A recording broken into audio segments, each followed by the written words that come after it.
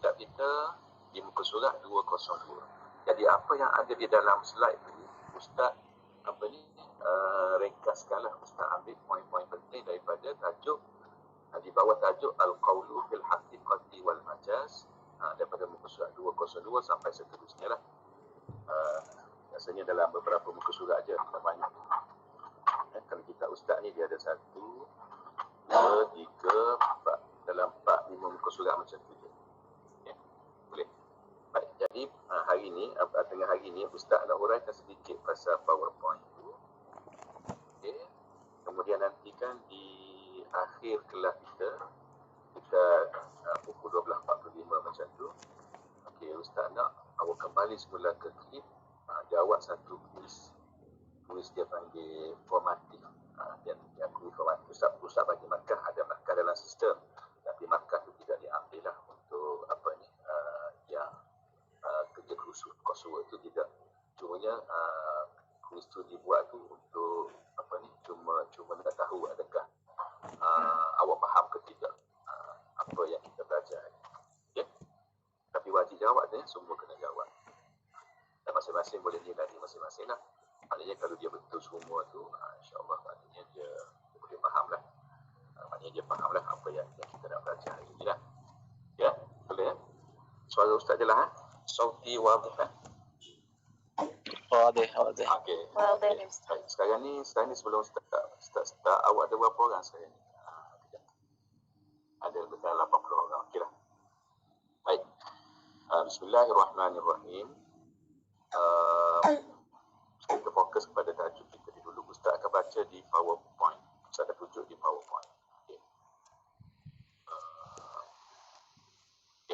Bismillahirrahmanirrahim. Mawdu'una al-yawm huwa al-haqiqatu wal-majaz. Al-haqiqatu wal-majaz. Al-babu tsani al-qawlu fil haqiqati wal majaz. Al-qawlu fil haqiqati wal majaz ni memang ditulis di dalam kitab. Okay. So mula-mula Al-Imam Al-Qazwini dia sebut dulu ayat dia kata waqad yuqayyadani bil lughawiyaini. Okey. Satu pernah sebut. Okey, sekarang ni kalau tengok kepada silibus, sepatutnya selepas tajuk ilmu bayan baru ni, sepatutnya Ustaz tu masuk kepada tajuk at-tashbih dulu. Tapi oleh kerana semesta ni, tajuk tashbih ni, Ustaz nak ajar menggunakan infografi. Bahan infografi. Dan bahan infografi itu insya-Allah sekarang ni sedang dalam pembikinan dan akan siap insya-Allah dalam seminggu 2 lagi. Jadi Ustaz postpone dulu tajuk tu. Kita siap saja bahan infografi itu, Ustaz akan guna bahan infografi itu untuk kelas kita. Bahan infografi itu, dia punya konten dia adalah daripada kitab Qazwini lah.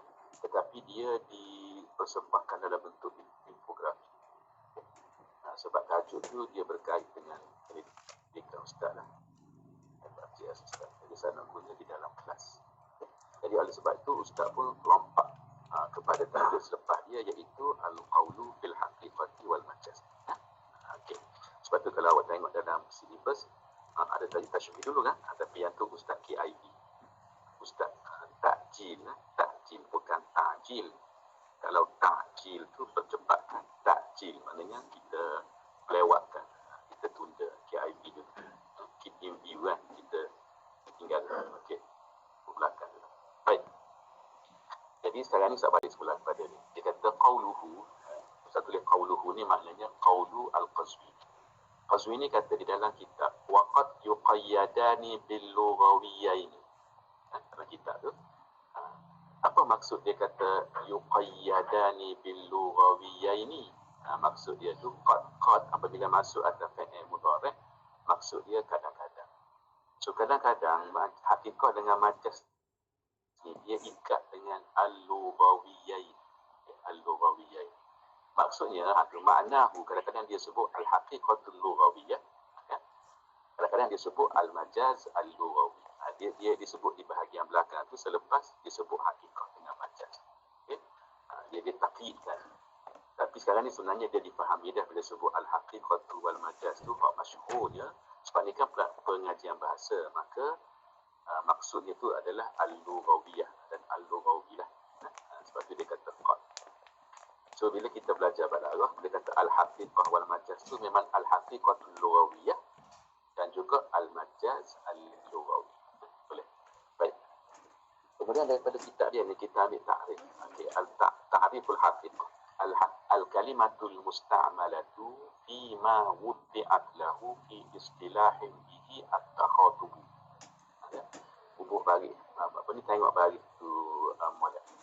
Al-kalimatul musta'malatu fi ma wuddi'at lahu fi, kita baca fi istilahin bihi at-takhatub.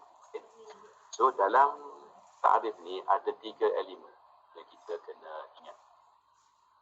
Dan kita kena faham dan kita kena ingat. Yang pertama, al-kalimatul musta'malatu fi, itu satu.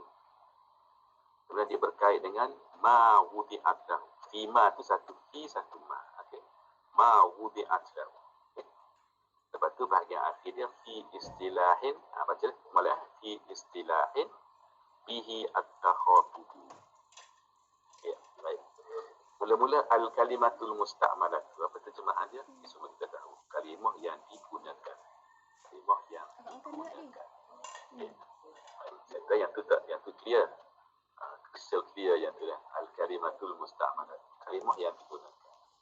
Sebab kalimah kalau kita tak guna, kita tak boleh nak kata dia tu hakikah ke majaz kan. Bila kita guna, kalau kita boleh kata dia tu hakikah ke majaz. Betul tak? Kalimah yang kita tak guna, macam mana kita nak kata? Kalau dia kita guna, baru kita boleh tahu, oh ni hakikah ke majaz. Kalau duduk dalam hati dia contoh tak guna. Tidak guna, masih tak guna dalam ayat lah. Kita tak guna, tak sebut betul tu, tak buat betul. Maka kita tak tahu dia ni hakikah ke majaz. So bila kita gunakan kalimah tu, guna pada apa? Fi ma wudi'at lahu. Okey, tanda ma tu maksud dia al-makna. Fil makna. Fi ma wudi'at lahu maknanya fil makna. Alladhi wudi'at al-kalimatu lahu. Wudi'at kan tengok ada fi'il madhi. Lepas tu dia ada ta anis kat belakang kan. Maka dia tu muannas kan. So muannas hiya tu yang duduk dalam wudi'at tu. Naib fa'il dia tu. Dia balik ke mana? Dia balik kepada al-kalimah. Jadi awak boleh tulis itu, okey, buat catatan. Bima ay fil ma'na. Okey, wudi'at lahu ay allazi wudi'at al-kalimatu lahu. Kalimah yang digunakan pada makna yang dicipta kalimah untuk makna. Hu tu balik kepada ma. Dia macam pelik sikit. Tapi kalau kita tahu dhamir tu balik ke mana, waktu balik ke mana, ma tu maksud apa, kan jelas lah. Kalimah yang digunakan pada makna yang diciptakan kalimah itu untuknya. Ustaz awal contoh. Kalimah ni masyhur dalam ilmu balaghah. Kalimah singa, asadun. Asadun. Kita gunakan dia untuk singa. Itu maknanya kalimah itu digunakan untuk makna yang kalimah itu diciptakan untuk makna tersebut. Kalimah digunakan untuk makna. Yang mana makna itu diciptakan untuk kalimah tersebut. Tadi kan, kalimah itu asadun dicipta untuk singa. Bila awak guna untuk singa, itu maksudnya al-kalimatul musta'malu fima wudi'at lahu. Okay? Baik. Kemudian dalam kurungan tu Ustaz akad naik selalu. Kalau dalam kita hidup bawah, tak apalah Ustaz akad naik selalu bungkus itu. Al-wad'u ta'yinul lafzi bidalalati ala ma'nan binafsihi. Itu maksud al-wad'u. Yang mana al-wad'u ni Ustaz terjemahkan pada minggu depan. Dalam kelas yang malam tu saya ingat. Apalah. Saya nak terjemahkan sebelum ni lah. Al-wad'u tu untuk mudah awak faham ialah lafaz, penciptaan lafaz tu, penentuan lafaz tu. Lafaz tu menunjukkan makna apa. Itu maksud wudi'at al-wad'u. Maksud dia itu tulis ta'yinul lafzi. Kita penentuan lafaz tu kita tentukan dia bidalalati ala ma'na binafsihi, untuk menunjukkan ke atas sesuatu makna binafsihi yang dia sendiri, tak perlu kepada benda-benda luaran lain. Tidak. Lafaz itu sendiri dah dicipta menentukan makna tu. Tidak ada benda-benda lain pula yang membantu untuk bahawa lafaz tu dengan makna tu tidak. Dia memang asal penciptaan dia tu memang tidak. Contohnya asadun. Asadun tu dengan sendiri yang menunjukkan kepada makna singa sebab dah ta'yin dah. Dah tentu dah lafaz tu untuk itu. Okey. Last kali fi istilahin bihi at-takhadubu. Okey. Dia ada satu lagi dalam ta'rif hakikah ni. Seolah macam syarat lah, syarat dia desa lagi, iaitu dia kena fi istilah. Dalam satu istilah, istilah ni maksud dia penggunaan lah, penggunaan yang dengannya, dengan istilah itu balik kepada istilah. Okey, at-takhatubu. Okey, dia gugurkan kalimah yahsul. Awak tambah fi istilahin bihi yahsulu at-takhatubu. Kita kalimah itu digunakan dalam penggunaan yang dalam istilah, dalam disiplin pun boleh. Ada surat sekolah ke? Tengok contoh lepas. Ada nama babak. Dalam istilah, dalam disiplin, dalam penggunaan, dalam ruang lingkup yang dengannya terhasilnya at-takhatub. At-takhatub tu percakapan tu lah. Al-kalam. At-takhatub tu maknanya al-kalam. Apa maksud dia fi istilahin bihi at-takhatub? Maknanya gini, di dalam dulu boleh kan? Tadi saya sebut di dalam ruang lingkup ataupun di dalam istilah, di dalam penggunaan, di dalam disiplin yang berkait dengan mana-mana ilmu. Masa dulu masa BSN tu tak boleh tengok contoh. Akak tak ayah pun kan. Masa tu ayah Contoh cakap dia kata tengok dalam kau kitab dengan mama tu biar kan. Dalam kitab BSN lah kalau ke Islam tu surah PTPTN tu. Okey, sambung sikit ya. Di sini.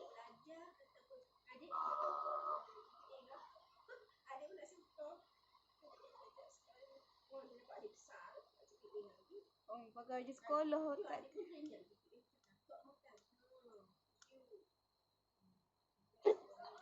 Yang ini, yang saya tunjuk dekat sini sekarang ni, nampak kan?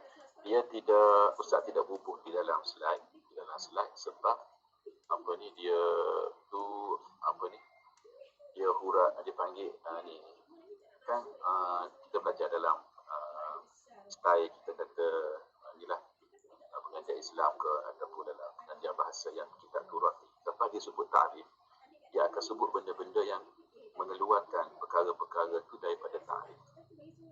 Sebab ta'rif ni dia mesti jamak dengan mani.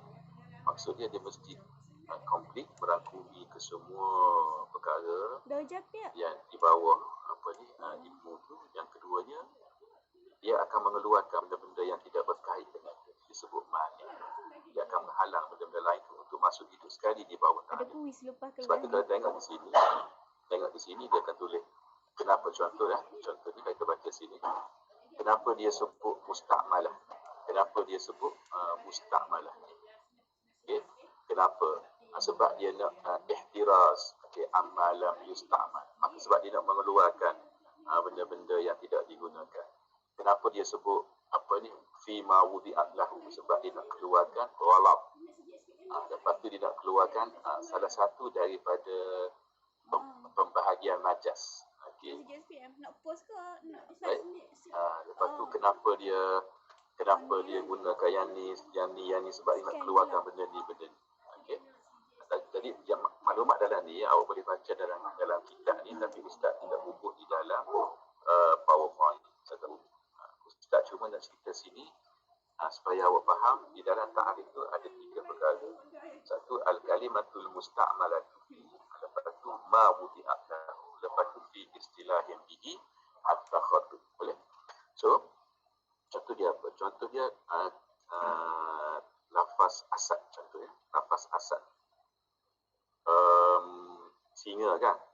Apabila kalimah singa itu digunakan untuk makna singa, atau fi ma wudi'at lahu, untuk makna singa, fan fi istilahin bihi takhatub, dalam istilah penggunaan bahasa yang biasa. Contoh awak kata, aku pergi ke zoo tadi, aku tengok singa. Ramai sangat singa tu. Singa Afrika contoh kan. Maka penggunaan singa dalam ayat tu awak guna dalam konteks biasa, bercakap biasa, tak ada situ apa ni benda yang melibatkan syarok ke, tak ada benda yang biasa je. Memang maksudkan benda tersebut asal tu memang makna singa, maka situ adalah kalimah hakikah, kalimah yang sebenar. Sebenar digunakan makna dia. Makna itu digunakan untuk maknanya yang sebenar. Kalimah itu membawa lapas maknanya yang sebenar. Betul. Tetapi bila kita tengok ni, tengok majas. Majas ni yang berlawanan dengan dia. Majas dia kata apa? Ta'riful majas. Dan ni di muka surat seterusnya lah. Ta'riful majas dia panjang sikit. Dalam kitab tu dia bawah lagi selepas apa ni? Wa dhahaba as-sakaki. As-sakaki dalam kitab ni memang ustaz tak baca lah. Bukan ustaz je tak baca, tu guru ustaz dulu pun yang tak baca juga. Kali as-sakaki. Okey, turun lagi ke bawah. Dia pergi pada sini. Al-majaz mufrad dengan murakkab. Tapi ustaz tak sebut pasal murakkab ni. Sebab murakkab ni dia akan sebut selepas. Apa? Kita ambil ta'rif dia ni. Majaz mufrad tu ustaz buat di sini. Ta'rif dia yang ni. So apa ta'rif dia? Ta'rif dia al-kalimatul musta'malatu fi ghairi ma wudi'atah. Kalau tadi fi ma wudi'atah. Sekarang ni apabila awak guna kalimah tu untuk yang fi ghairi ma wudi'atah, bukan pada makna yang diciptakan asal untuk dia. Dan fi istilahim bihi takhatub. Dalam apa ruang lingkup disiplin ilmu ke yang berlakunya percakapan kalam tu mengikut istilah tu. Okey, ala wajhin yasihu, dengan cara yang betul awak guna tu. Dia ada lagi ma'aqarinati adami iradati. Dia kena ada qarinah. Majas ni dia kena ada qarinah. Ma makna qarinah? Burhan atau dalil yang menunjukkan bahawa adami iradati. Yang awak maksudkan tu bukan maksudnya yang sebenar. Tu tulis adami iradati itu ma'aqarinati adami iradatihi, awak tulis dalam bahasa Melayu, kemudian awak rujuk nanti beserta adanya dalil, bukti, dalil atau bukti, ada banyak sikit yang menunjukkan makna tersebut, yang menunjukkan makna tersebut tidak digunakan pada maknanya yang sebenar. Bila Ustaz kata makna yang sebenar tu tidak makna yang asal yang dalam kamus sudah. Okey. Semula al-kalimatul musta'malatu fi ghairi ma wudi'at fi istilahim bihi at-takhatubu ala wajhi yasifu ma'a qarinati adami iradati. So, mal murad bi hadha at-ta'rif. Kena mudah faham majaz ni. Apabila sesuatu kalimah kita guna bukan pada maknanya yang sebenar, dan cara tu cara yang betul, dan kita ada qarinah, bukti yang menunjukkan bahawa kita guna tu bukan pada maknanya yang sebenar, itu akan jadi majaz lagi. Contoh, kalau kita kata okey, saya tengok singa tengah, saya tengok singa berperang, okey, melawan musuh. Contoh, saya tengok singa berperang melawan musuh. Okey, so singa situ tu majaz. Sebab apa? Sebab singa pada masa itu tidak digunakan pada makna singa yang sebenar, tidak. Tapi maksudnya membawa makna apa dia? Ar-rajulu asy-syuja'. Baca asy-syuja'. Ar-rajulu asy-syuja'.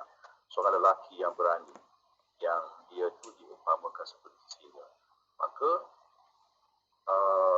apa bukti bahawa kalimah asad tu bukan makna singa yang sebenar? Tu berperang melawan musuh. Itu adalah bukti bahawa singa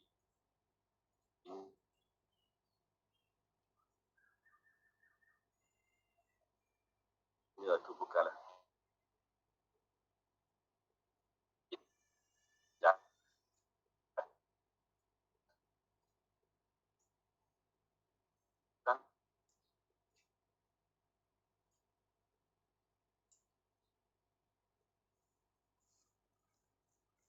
kediang, makna yang baru, iaitu benda sembahyang tu, sembahyang maknanya ibadat khusus dengan yang bermula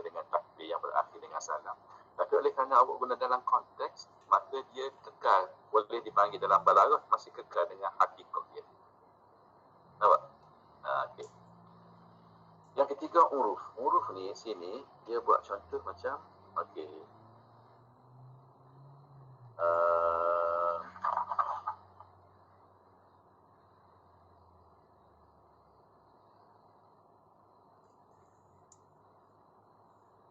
Contoh kalimah fa'il. Kalimah fa'il. Fa'ilun. Fa'ilun tu kalimah tu adalah apa? Maksud asal dia adalah perbuatan kan? Al-fa'lu ni maknanya al-amal, perbuatan. Tu maksud asal dia. Okey. Jadi kalau maksud asal al-uruf tu apa ni? Dalam ilmu nahwu, ini al-uruf al-khassah. Al-uruf al-khassah. Dalam ilmu nahwu, fa'il tu dia ada ta'rif dia kan? Fa'il tu dia hadathun yaqtarinu fi zamanin muayyan, apa semua kan, dia ada ta'rif. Fa'il tu pula ada madhi, mudhari', amar. Maka kalau dia fa'ilun tu ya kita guna dengan makna nahwu tu, maka itu kita telah guna dia dengan makna huruf khassah. Maka walaupun kita tak guna makna asal, pergi guna dengan makna nahwu, maka dia tetap hakikah walaupun kita tak guna makna asal. Sebab al-fa'lu makna asal adalah perbuatan dia, mutlak perbuatan. Dan al-fa'lu sama dengan al-amal, perbuatan. Perbuatan. Tapi bila kita sebut al-fa'lu, tapi maksud kita adalah ta'rif nahwu tu, maka walaupun kita tidak guna makna asal iaitu al-amal tu, maka dia dah masih lagi dikira hakikah. Sebab apa? Sebab kita bercakap dalam huruf dia. Dalam konteks dia. Macam tadilah, macam solat. Makna asal dia doa. Tapi oleh kerana kita bercakap, kita guna dalam konteks syariat dengan makna sembahyang, walaupun tak ikut makna asal dia masih kekal lagi hakikah. Nampak tak? Di sini kenapa benda ni faham? Sebab bukan semua benda yang kita tidak guna dengan makna asal, dia akan jadi utuh majas. Tidak. Kalau walaupun tak guna dengan makna asal dia, tapi dia dalam konteks tu, tapi masih dalam konteks dia, maka dia tetap hakikah. Ini poin penting. Catat kena faham benda ni.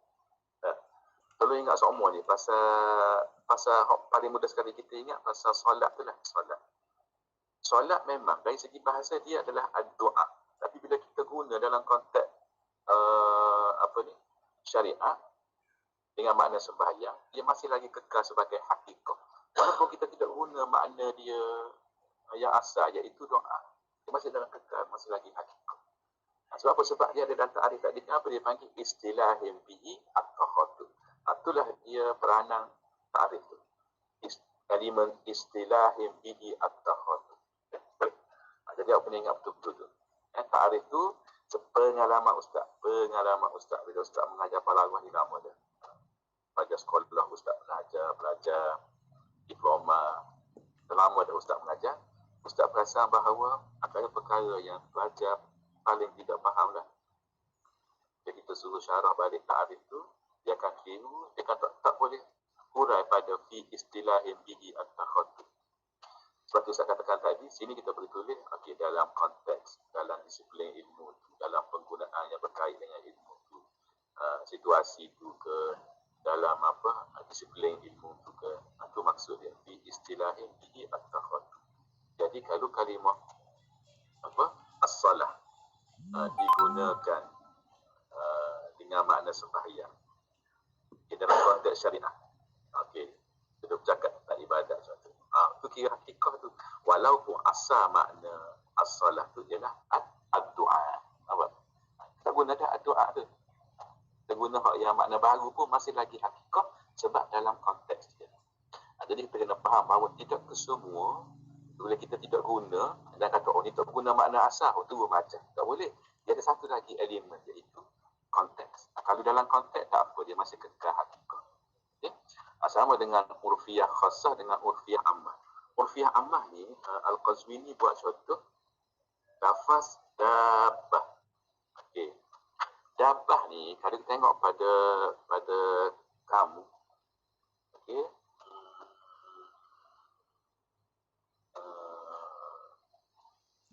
Sebenarnya kita tengok dalam kamus, dabbah ni adalah untuk semua makhluk yang melata. Melata ni apa? Dia gini. Dabbah ni kalau ikut kamus, dia boleh masuk jalan dengan 2 kaki. Berjalan dengan 4 kaki. Okey. Jalan dengan perut ke, dia boleh masuk belakang bawah ad-dabbah. Waktu hak dalam kamu. Okay? Jadi tiba-tiba ad-dabbah ni dia guna untuk binatang yang berkaki 4 sahaja. Walaupun dia tidak guna dengan makna asal, dia guna dengan binatang berkaki 4, tapi dia masih lagi dikira hakikah. Walaupun dia tak guna hak asal. Sebab apa? Sebab dalam konteks al-urfiyah, al-ammah sekarang ni, memang orang pakar kalau sebut dabbah tu memang kaki 4. Binatang berkaki 4. Walaupun kita manusia ni sebenarnya, kita tengok kamus, kita masuk bawah dabbah ni. Tapi pada al-urf, al-ammah, uruf ni apa? Waktu memang hak yang masyarakat terima dah. Yang budaya, yang jadi budaya secara umum. Orang Arab bila sebut ad-dabbah, waktu memang binatang berkaki 4 dia guna. Maka apabila kalimah dabbah tidak guna hak asal, tidak guna untuk tidak guna yang asal, guna untuk yang kaki 4. Ada. Masih lagi dianggap dia hakikah sebab dia guna di dalam konteks dia. Boleh tak? Okay, so tolong ingat betul-betul yang ni. Sebab pengalaman Ustaz, bahagian ta'arif ni, gambar yang dia kiri. Apa, yang ni boleh tanya lagi kemudian. Dan Ustaz boleh urai lagi dalam WhatsApp dan sebagainya. Okey. Baik. Sebagaimana al-haqiqah, dia ada pembahagian dia, maka majaz pun sama. Majaz dia ada majaz lugawi, ada majaz syar'i dan ada majaz urfi. So majaz lugawi, okay, contoh. Ni dah keliru dah. Majaz lugawi, okay. Kita kena nak faham ni, kita kena tengok balik kepada yang tadi, hakikah lugawiyah. Hakikah lugawiyah, kalau kita sebut asadun, dia membawa makna yang apa, seorang lelaki yang berani. Dan kita guna dalam konteks bahasa. Sorry. Mudahlah, salah. Al-haqiqah al-lugawiyah. Jadi kan kita ambil lafaz asadun. Sekarang ni kita nak tally dengan majaz lugawi. Jadi awak kena banding dua-dua. Tadi al-haqiqatul lugawiyah, kita ambil contoh singa. Kita guna dengan lafaz asadun, kita guna untuk makna singa dalam konteks bahasa. Okey, settle. Dalam percakapan kita biasalah. Okey, settle. Maka kita telah menggunakan hakikah lugawiyah situ. Kalimah tu memang kalimah hakikah lugawiyah. Baik.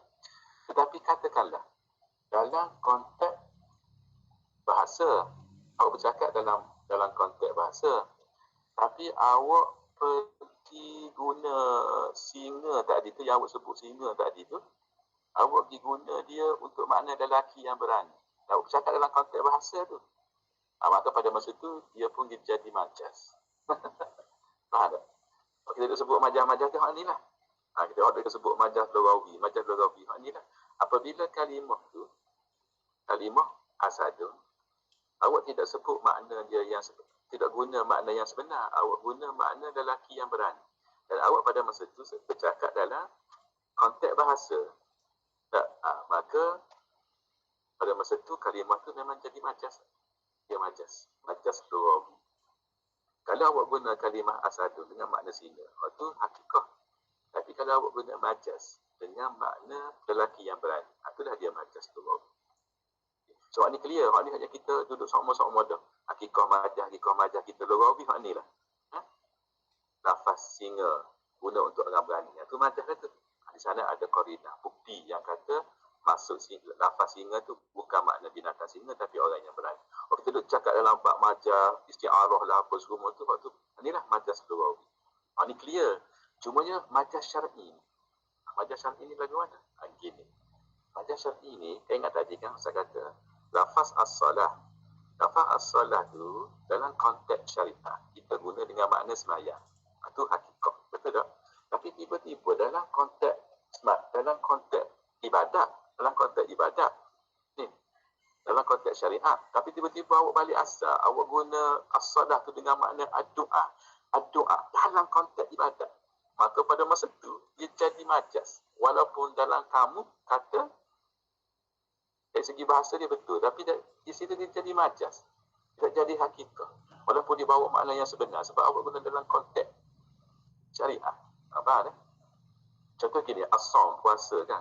As-sawmu tu kalau awak buka dalam kamu.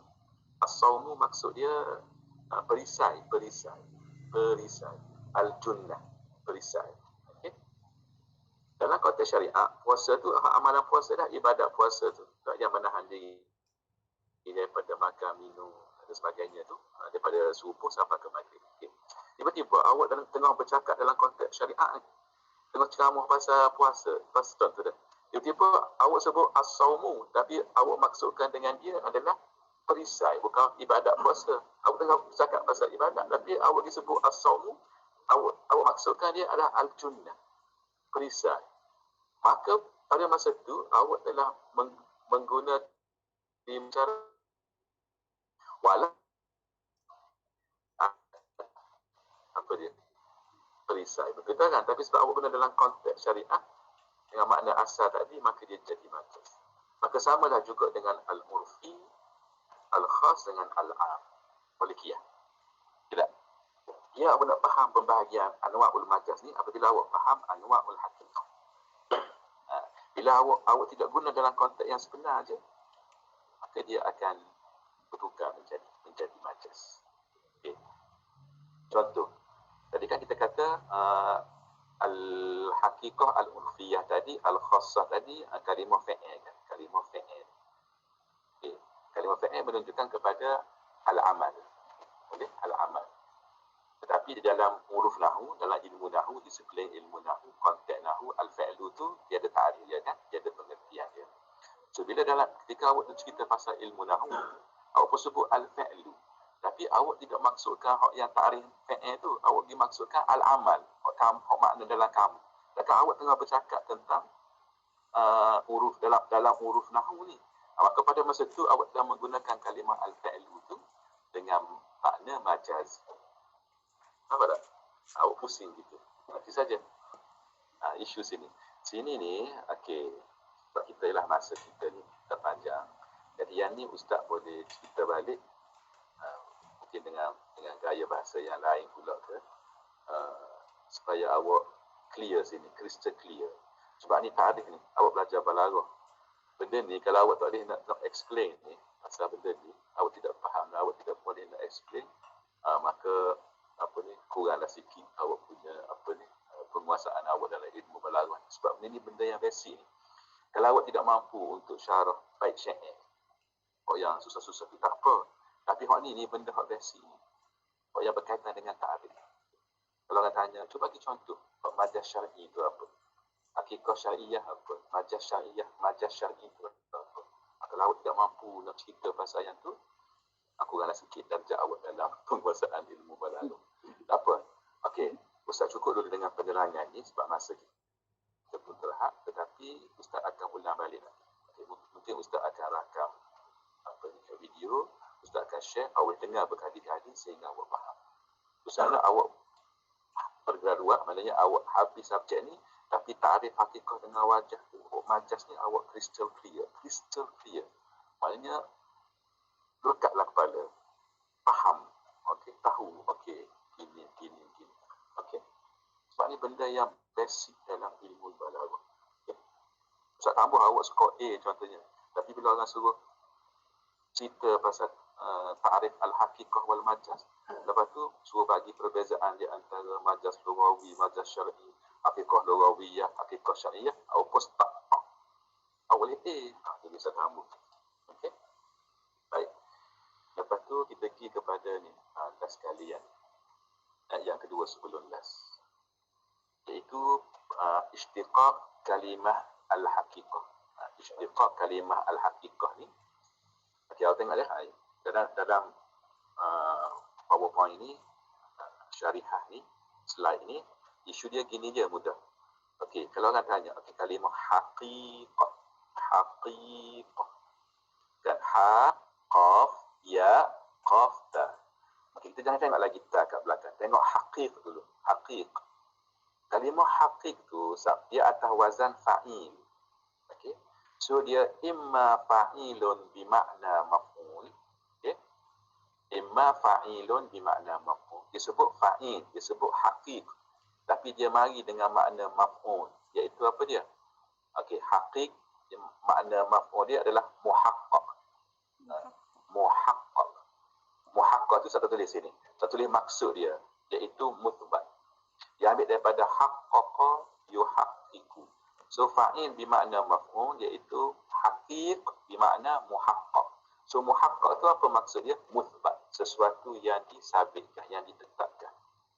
Yang dah established, ditetapkan. Okay? Ataupun haqiq juga boleh mari dengan makna fa'il iaitu haqiqun tu. Haqiqun. Fa'il maknanya haqiq. Okey. Haqiq bermakna fa'il, bermakna apa dia? Maksud dia apa ni? Thabit. Maksud dia thabit, yang tetap. So, kita tak kisahlah sama ada dia tu fa'il bermakna maf'ul ataupun fa'il bermakna fa'il, fa'il bermakna fa'il, tapi yang pentingnya awak kena faham bila kata al-haqiqah, sesuatu yang sabit, yang tetap, yang ditetapkan ataupun yang tetap. Iaitu apa dia? Fakta. Sebab tu fact ataupun fakta, kalau tengok terjemahan dia al-haqiqah. Sebab dia merupakan sesuatu yang ditetapkan, yang sabit tu, yang tetap, tak berubah. Okey.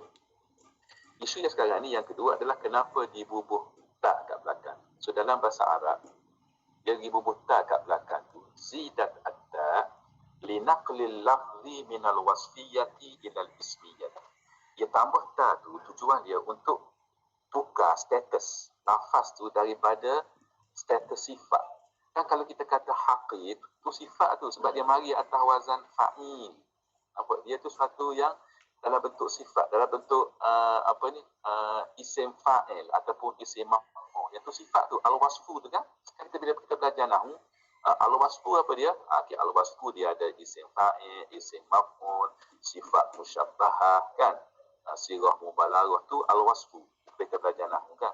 So bila dia nak tukar status daripada al-wasfu kepada jadi isim, al-isim. Kalau kita sebut Al-Qazwini sebut al-ismiyatu sirfah.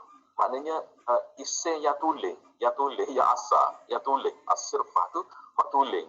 Isim betul lah nak jadi isim macam kalimah-kalimah isim yang lain. Maka satu kaedah yang ulama tersebut ialah dalam bahasa Arab ni dia akan dibubuh ta kat belakang. Sebab tu kalimah al-ma'lumah, al-ma'lumah. Kalimah al-ma'lumat itu dalam bentuk jamak. Biasa kita sebut al-ma'lumah. Kita pergi bubut tak. Kenapa kita pergi bubut tak? Sebab kita nak pindah kalimah sifat al-ma'lum. Ma'lum tu al-wasfu sebab dia mari atas wazan maf'ul kan. Kita nak pindah dia nak jadi itu isim, bukan lagi sifat. Sebab kalau sifat ni dia akan terlibat dengan hukum muzakkar muannas, mufrad musanna jamu apa semua kan. Jadi kita nak bagi dia kan sifat kan dia akan ikut mausul dia kan. Kalau mausul dia muzakkar, dia muzakkar. Mausul dia muannas, dia muannas. Mausul dia musanna, dia musanna. Dia nak keluar daripada rumah tu, rumah wasfu tadi nak jadi isim, maka dia pun kena bubut ta belakang. Sebab itulah al-ma'lumah tu dah jadi al-ismu dah, isim dah. Bukan lagi al-wasfu. Okey. Kemudian istiqaq kalimah al-majaz. Kalimah al-majaz dari segi bahasa ialah at-tariq. So al-majaz tariqun ila tasawwuri makna. Kenapa dinamakan kalimah tu majaz? Sebab dia merupakan suatu cara yang kita nak tasawurkan. Satu kaedah, satu cara, satu jalan untuk kita tasawur, kita bayangkan, kita nak tahu, nak faham makna lafaz ataupun makna kalimah. Okay? Baik. Yang terakhir, yang ni dah ada dalam slide sebelum ni. Al-majaz terbahagi kepada dua, iaitu al-majazul mursal dan satu lagi adalah al-isti'arah. Boleh ya? Okey. Baik. So sekarang ni, okey. Kalau ada soalan tentang penjelasan Ustaz ni, boleh tanya sekarang ataupun saya bagi 5 minit kalau siapa-siapa yang nak tanya sekarang pasal slide. Okey, dipersilakan. Dipersilakan. Okey. Kalau ada siapa-siapa yang nak tanya. nak tadi lain tersekat nak tanya dekat hakikah yang uruf yang bahagian amah. Sebab dekat khosah je. Okey, baik. Sini kan. Okey. Jadi dia macam ni. Tadi Ustaz bagi contoh adabah. Kalau kita tengok dalam kamus, adabah ni dia merangkumi binatang-binatang yang makhluk yang melata, termasuk manusia yang sebab apa? Sebab berjalan dengan 2 kaki, ataupun yang berjalan dengan 4 kaki, ataupun yang berjalan dengan menyusul dengan tubuh, macam ular ke apa, semua tu dia masuk bawah adabah dari segi maksudnya yang sebenar. Okay. So apabila awak pergi guna adabah dengan maksud binatang yang ada 4 kaki je, apa dia, lembu kubah, kambing, unta kan. Okey. Kalau ikutkan awak tak guna makna yang sebenar tu, sebab tu dia majas lah kan. Dia tak guna makna yang sebenar. Tetapi tak berlaku gitu. Dia masih lagi dikira hakikah sebab awak menggunakannya dalam konteks huruf am. Huruf am ni apa? Yang orang duk pakai ni lah. Sekarang ni orang Arab bila kata dabah memang dia guna untuk binatang yang 4. Itu dah jadi huruf dah.